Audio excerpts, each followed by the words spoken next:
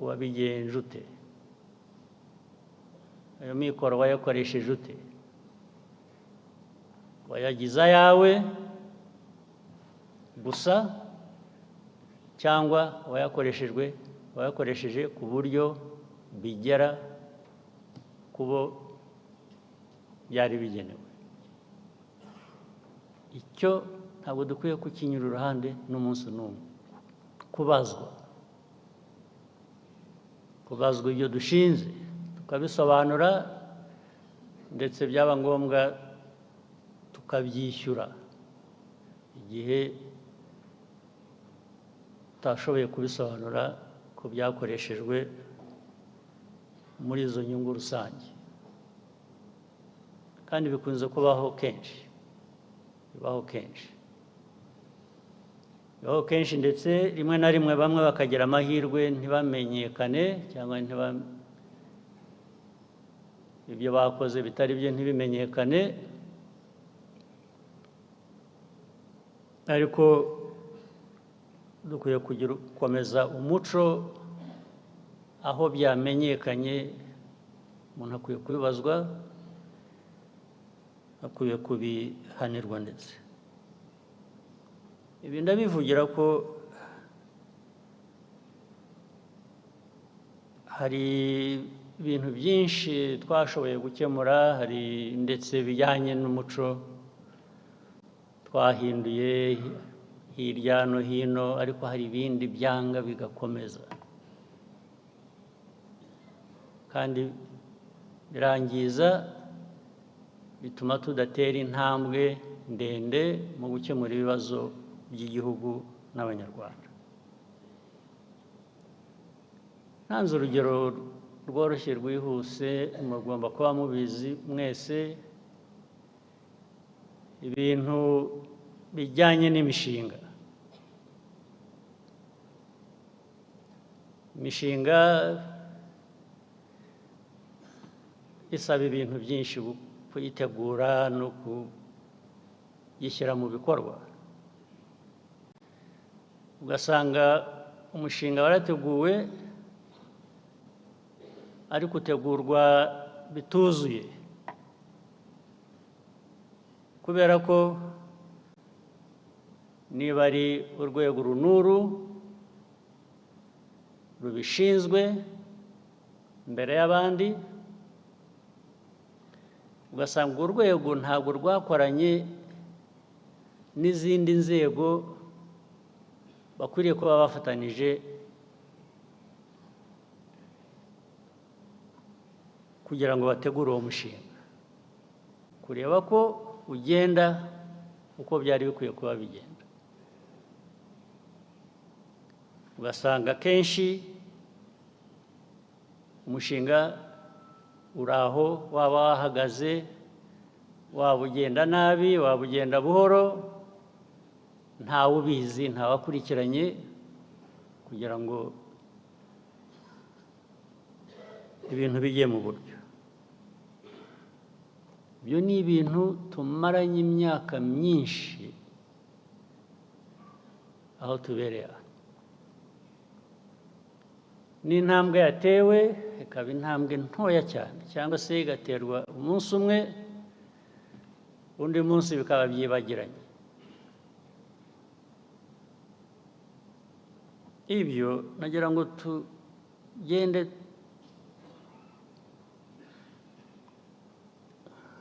tubishakira umuti, tubigeza ku musozo wabyo. Bigomba kugira ubwo bihagarara, ntabwo byahoraho bityo iteka. Cyangwa se uburyo bwo kubikurikirana no kubaza abantu kubisobanura akaba ari wo urushaho intambwe, bikajya mu bikorwa. Tukamenya ko bitagenze neza byose biba bifite ubishinzwe akabibazwa vuba na bwangu, bidakomye no gutinda. Ibyo ndabibibutsa kandi ndabibasaba. Tugomba gushaka uburyo ibyo birangira. Hari ibindi byinshi bikorwa nabi bikavanga, bikazanamo leta, bikazanamo abikorera, bikazanamo, ugasanga umushinga waratangiye urakorwa uragenda nabi. Hari imishinga myinshi tuzi iriho n'ubu ngubu, byose nirwa mbirondora.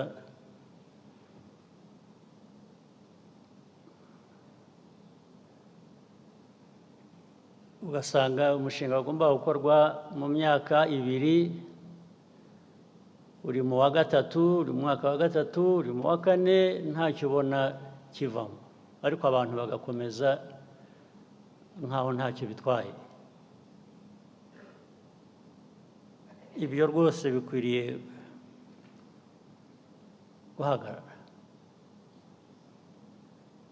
Ubwo ni umwanya mbonye wo kubwira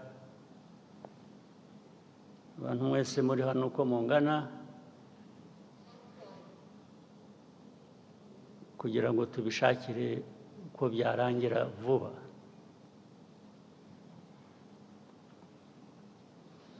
Ndetse ugasanga abakora mu mushinga, abaturage bakwiriye kuba bishyurwa, ubundi nta kibazo bafite.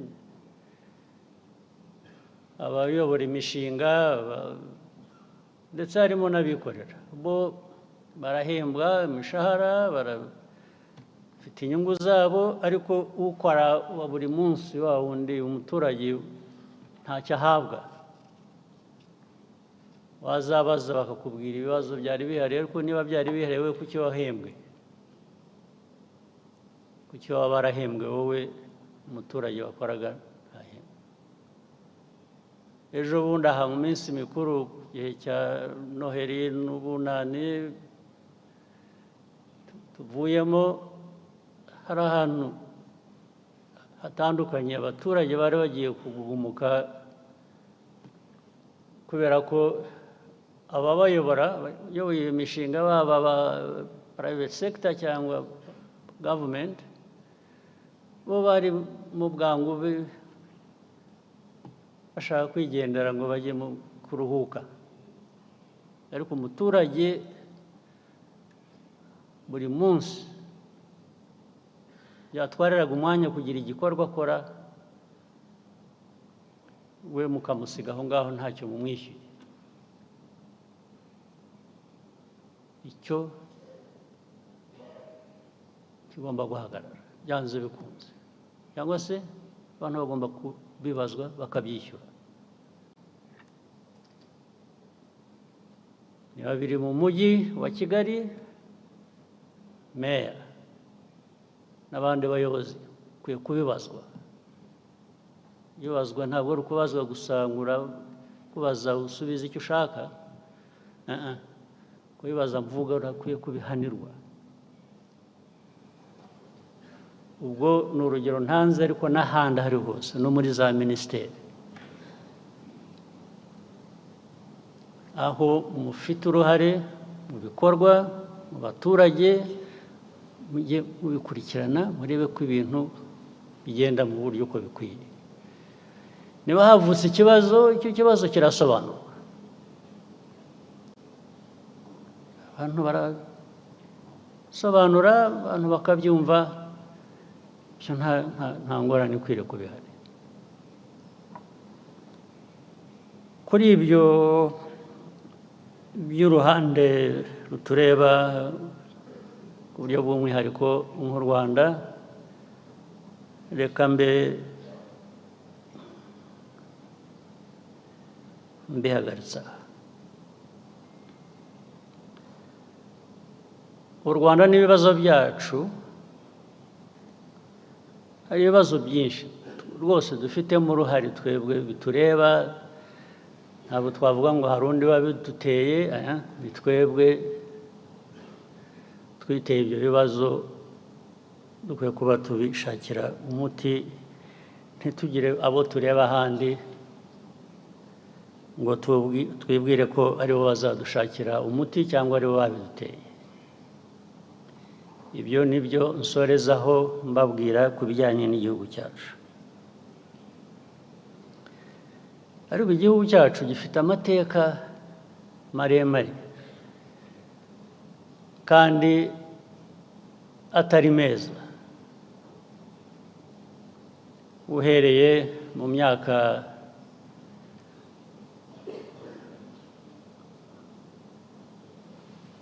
hirya aho muri iki kinyejana twarangije bigakomeza no muri iki ngiki.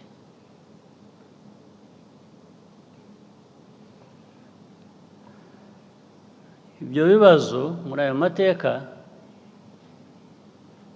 ni ibituruka hanze. Igihe rero dushaka gukemura ibibazo byacu binavugaga bitureba nk'igihugu, dukwiye no kuba twibuka iteka ko hari ibikomoka muri twe, hari n'ibikomoka hanze.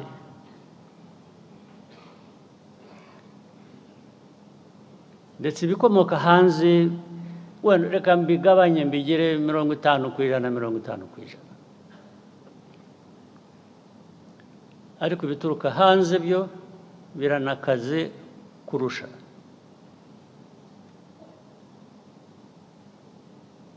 Niho rero navugiraga bya bundi bwa mbere kuvuga ngo ikintu cyo kugira ngo mwemere ko mwabaho kubera abandi ni icyaha, dukwiye kukigira icyaha. Ntabwo twaremwe n'abantu abo ari bo bose, ntabo.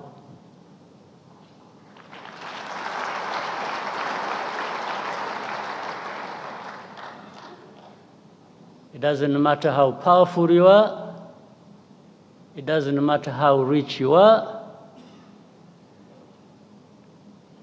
it doesn't matter how willing you are to use it to wrong ends. We, from a small country like Rwanda, we should be able to stand up to that.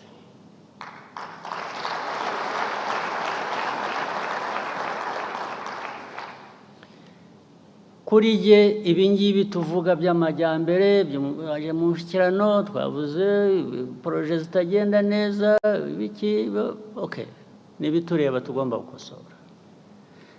Ariko ntabwo wabikosora neza utafite kumva aho uva n'aho ujya n'icyo uri cyo n'ikikugize icyo uri cyo.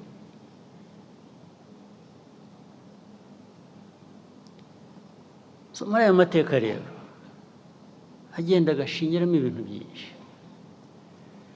Ku Rwanda byo ngira ngo ni umwihariko ku isi yose, ngira ngo nitwe dufite ibiteye gutyo bikaze. Twifitiye nk'ibibazo byacu, ariko dufite nk'ibibazo duterwa n'abandi.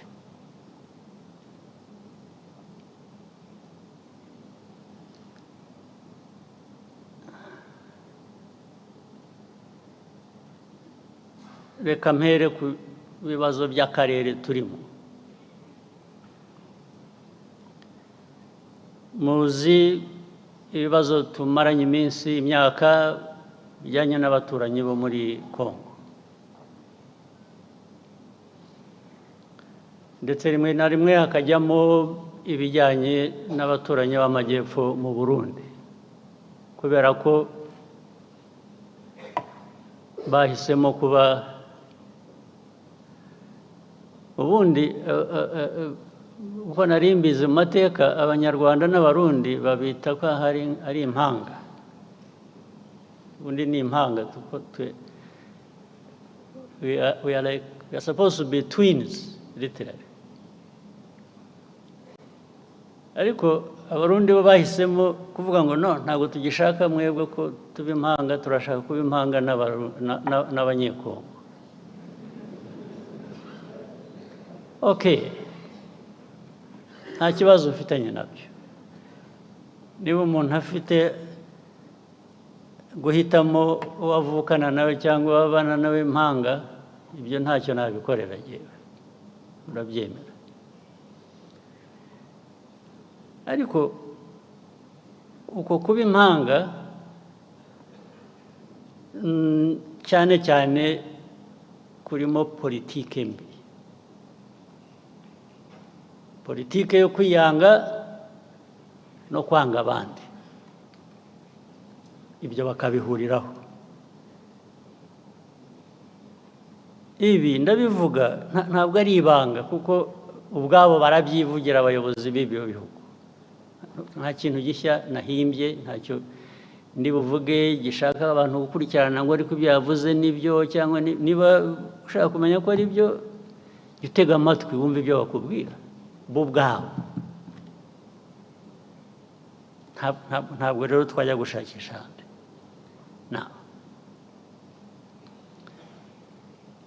Izi ntambara zimaze iminsi,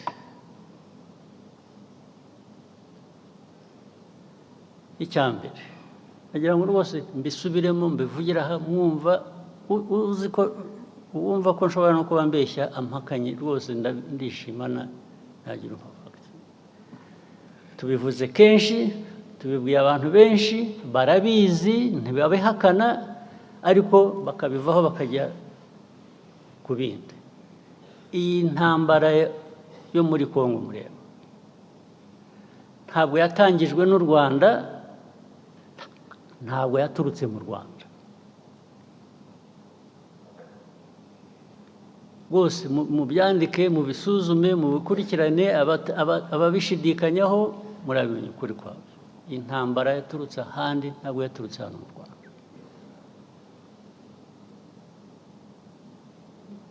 Aho handi sinirwa mpasubiramo, narahavuze sinirwa nongera kuhasubiramo. Yaturutse kuri Kongo, ariko ituruka n'ahandi. Uko babigenje hagati yabo ibyo ntabwo bindeba.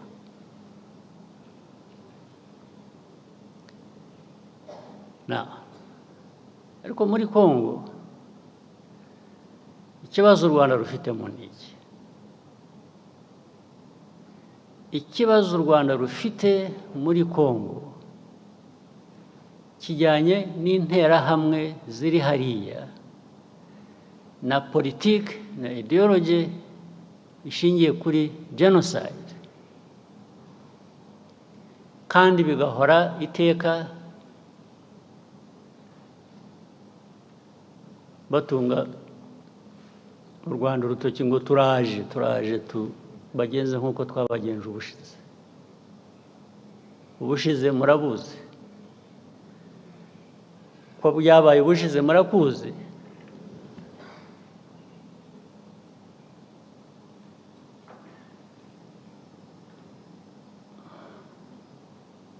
Sinzi niba mutegereje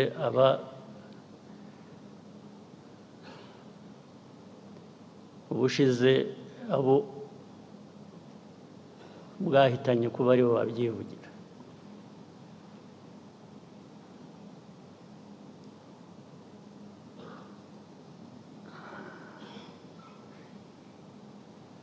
Ibyo rero nabyo bikongera ibyo navugaga bituruka hanze,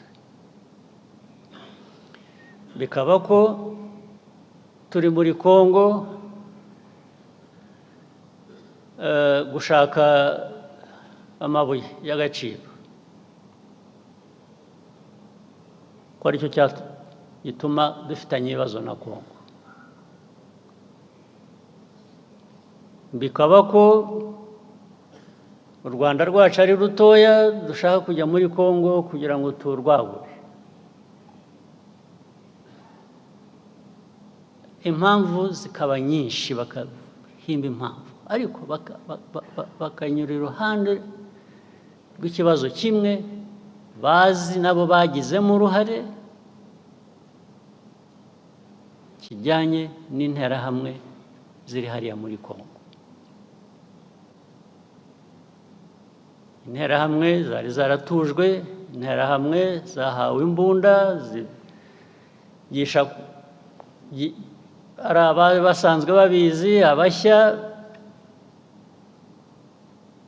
bagirwa ingabo za Kongo, cyangwa se ku rundi ruhande zirakora.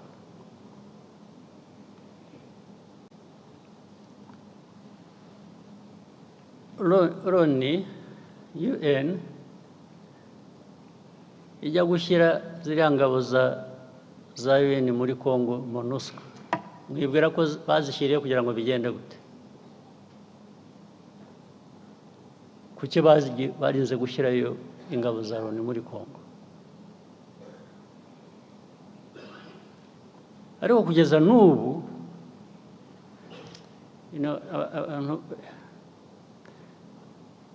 iyo uvuga Loni rero ntabwo umuntu yumva neza icyo uba uvuga,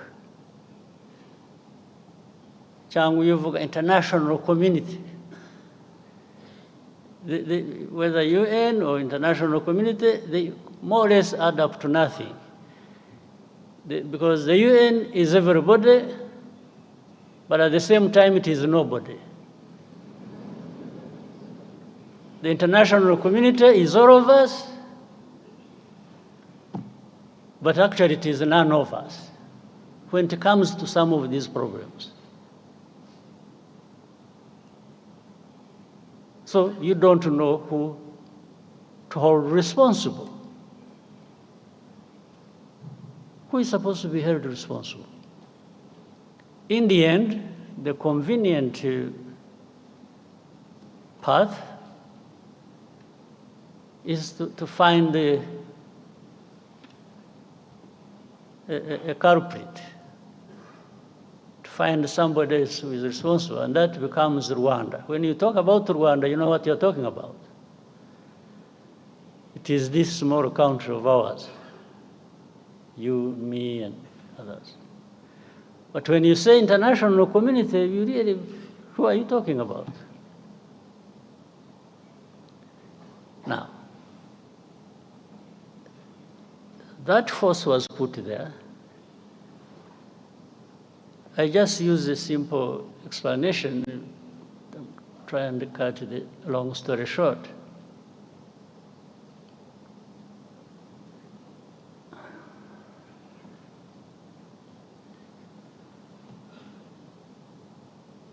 Many times, I meet ambassadors of countries credited here, either best here or best outside, or I meet government ministers of different countries. And when you are talking about this problem of Congo,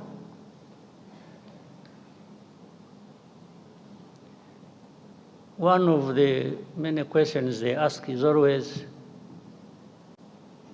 how many Interahamwe are there in Congo? How many FDLR?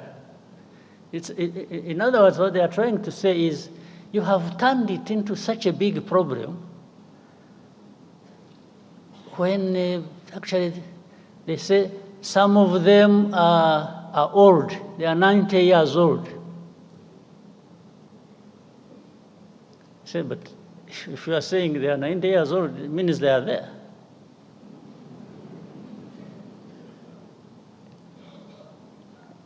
But to become 90 years old, if you have children that you train and put in their heads this kind of ideology, and they end up being militias or fighters within FDLR, I mean, how does being 90 years old become irrelevant? How? So they ask me, how many? The easiest answer for me sometimes is, why don't you ask the UN forces you put there? You sent these forces to go and deal with this problem, among others. So they should really be telling you how many or what they are doing. Second, I answer them on issue of hate speech. How do you count the numbers? If the president of the country, that is Congo, or his assistants or heads of different institutions publicly talk about genocide, talk about attacking Rwanda, talk about all kinds of things as relates to genocide ideology. How do you count that in numbers? So you tell me how many give such a speech? Well, I also tell you, even if you think there are few who give such a speech, there are millions who are listening. And among them, they are recruited into that, and they become part of the threat that Rwanda faces. Others come and say, yeah, but Rwanda, I think you are strong enough. I have not understood the meaning. I say, strong enough to do what? To sit back and be run over? I said, is that what you do in your own countries?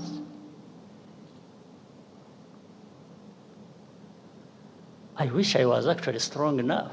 I'm not.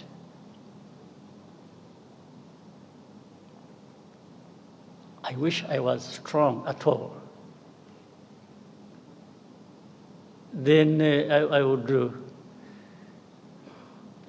take such threats as simple as something I can deal with as and when I need to do that.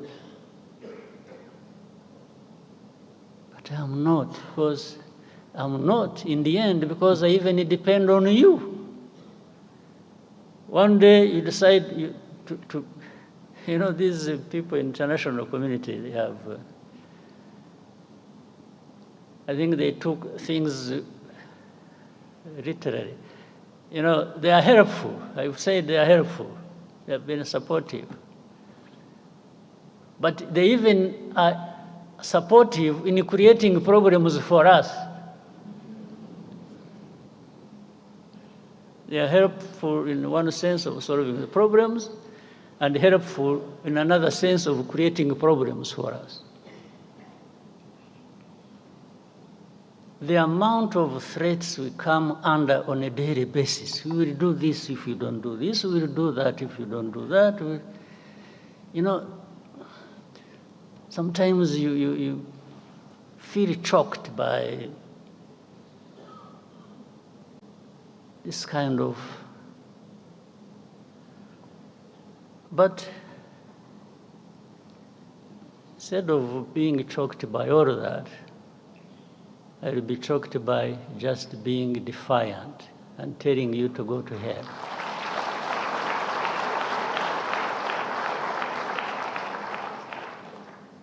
You can't create problems for me, at the same time come and blame me for these problems, and then start threatening me. How?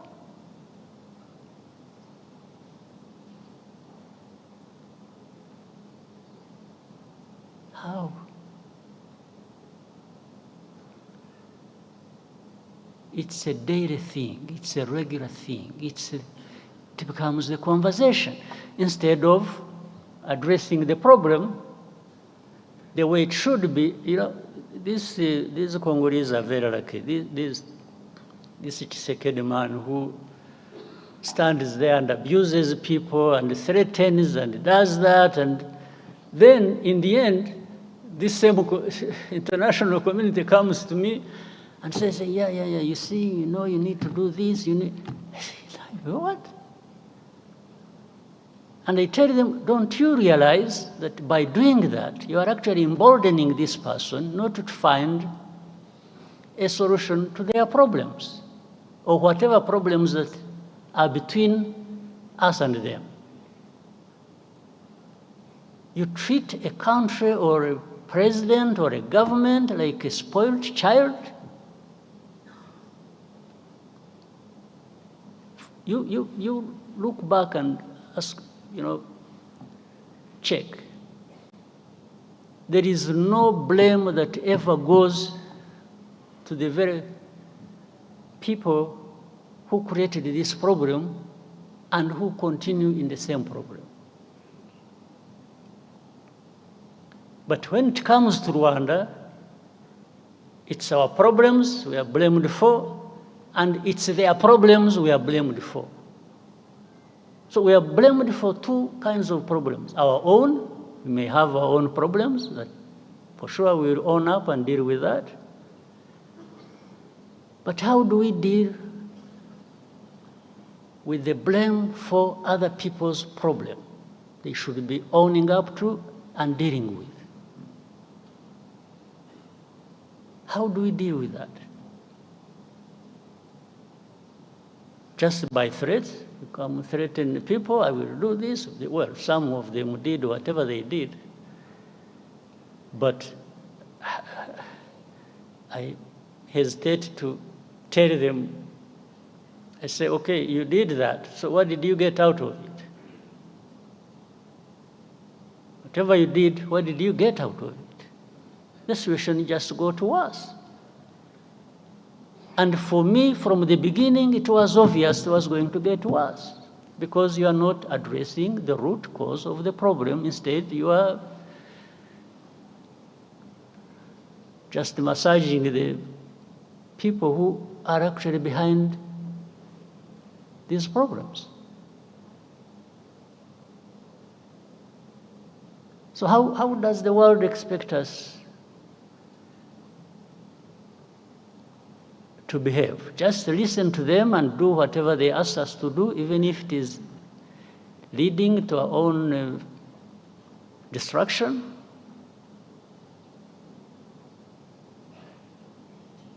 Let me tell you, it's really not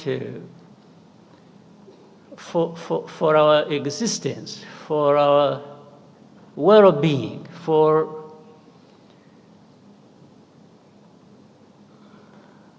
if somebody intends to create these problems for us, we don't expect we don't expect to be asked to ask for favors from the ones who are causing these problems to us. We are not going to ask for a favor. Well, maybe someday when there are people who are like we have been decades and hundreds of years ago, maybe those people, because who knows, we can always, through such manipulations and so on, have people emerge who think that is the way we should live. Maybe, I don't know, but in some of us, his lifetime, in our lifetime, some of us will try and stand up to that.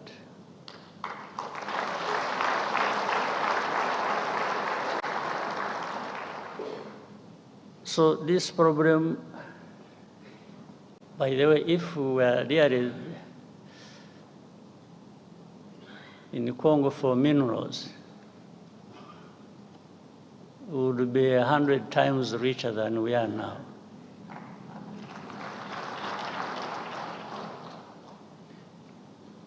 But I think also why we are,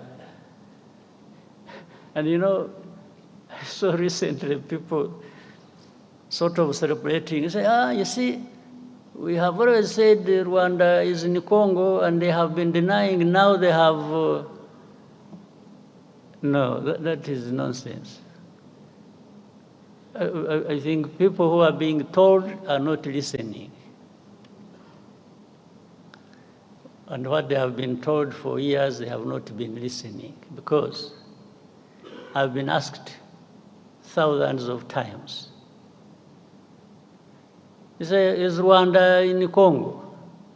There is something that says everything you need to know about defensive measures we took to deal with that threat coming from Eastern Congo or from Congo.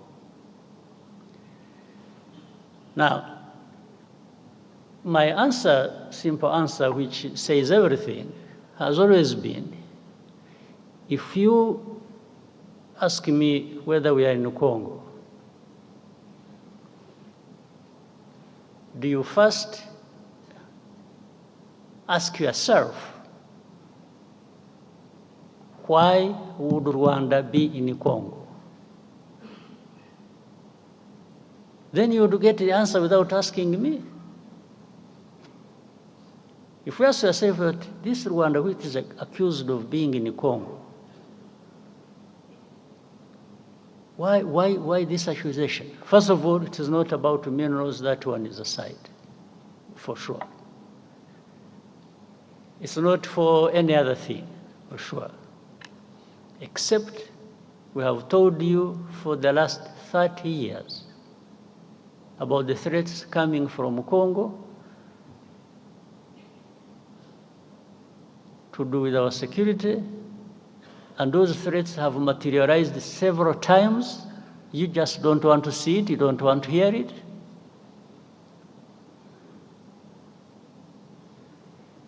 So, but what are they looking for? When they're asking you, are you in Congo? Either you say no, and the question of defensive measures we took are also seen as if they are not there. And if you say yes, that becomes the only problem in the world to deal with. Even legally, the lawyers who are here, I see the Minister of Justice. If we say yes, every other problem will disappear. They'll just take you on saying, yes, you are there. So every problem, in fact, you will have made it easier for them to load the problems of Congo on your shoulders now. That's it. So you saw one time a journalist asked me, say, are you in the CNN? It was, I must have seen it. And when I said, I don't know,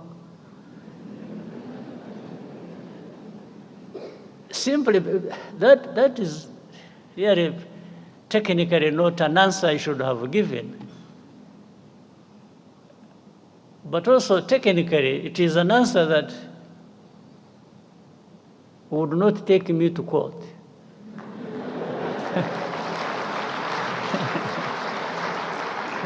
So, how do you prosecute an ignorant man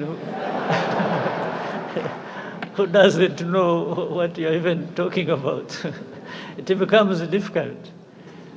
So, but this whole back and forth thing has trivialized the real issue. The real problem has been trivialized. But there are big issues to deal with. Congo must own up. They have responsibilities, and must not transfer their responsibilities to Rwanda. We're not responsible for Congo. The history and whatever it is, that one, people can make their own judgment. But we cannot carry our own problems and carry Congo's problems. No.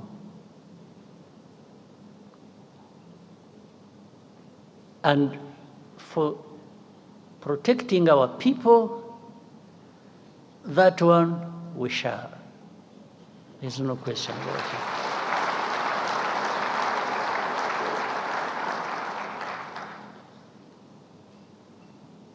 But there is more unfairness to this world.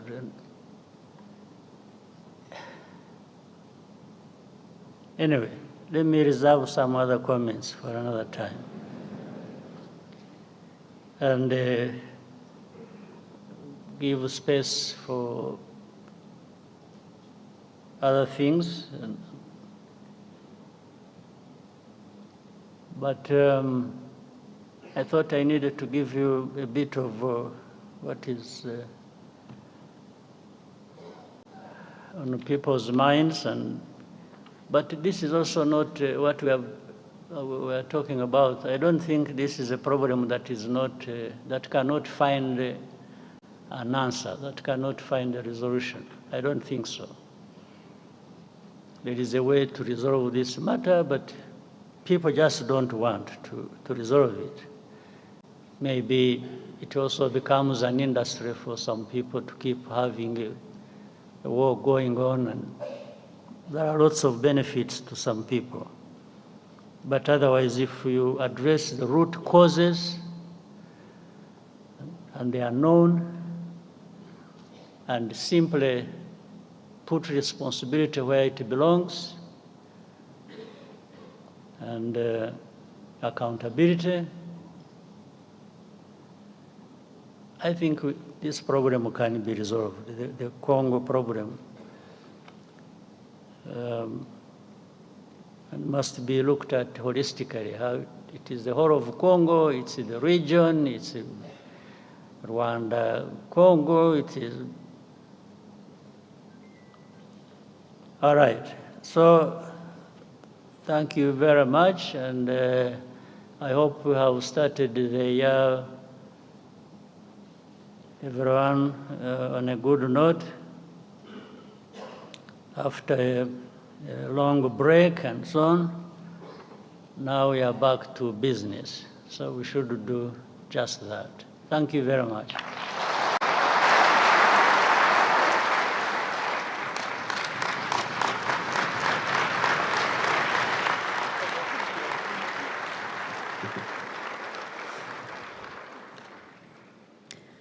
Murakoze nyakubahwa Perezida wa Repubulika, tuzigira kandi tuzabaho.